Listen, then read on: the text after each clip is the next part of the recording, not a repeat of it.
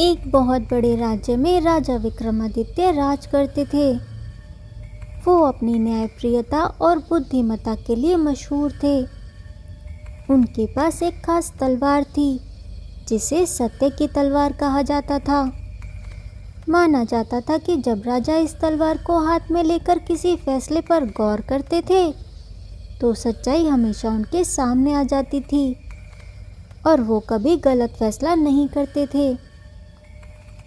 एक बार दो किसान राजा के दरबार में एक बड़े झगड़े को लेकर आए। दोनों दावा कर रहे थे कि एक ही खेत उनका है। उनके पास अपने दावे को साबित करने के लिए कोई सबूत नहीं था और वो दोनों ही सच बोलने का नाटक कर रहे थे। राजा विक्रमादित्य ने दोनों की बातें ध्यान से सुनी।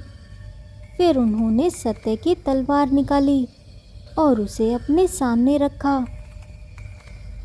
राजा ने पहले किसान से कहा, अगर तुम सच बोल रहे हो तो ये तलवार तुम्हें चोट नहीं पहुंचाएगी, लेकिन अगर तुम झूठ बोल रहे हो तो इसकी धार तुम्हें सजा देगी। ये सुनकर पहला किसान घबरा गया और पीछे हट गया। उसके चेहरे पर डर साफ दिखाई दे रहा था।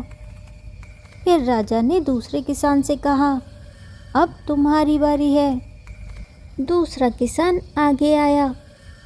उसके चेहरे पर कोई डर नहीं था।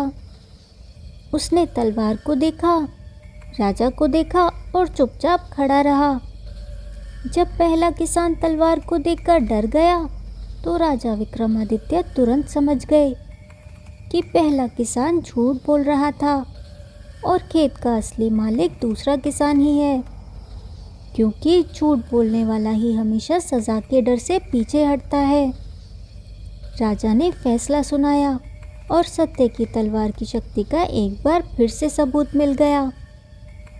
ये कहानी हमें सिखाती है कि सत्य की तलवार कोई तलवार नहीं, बल्कि हमारी अपनी आत्मा की आवाज़ है और ईमानदारी है।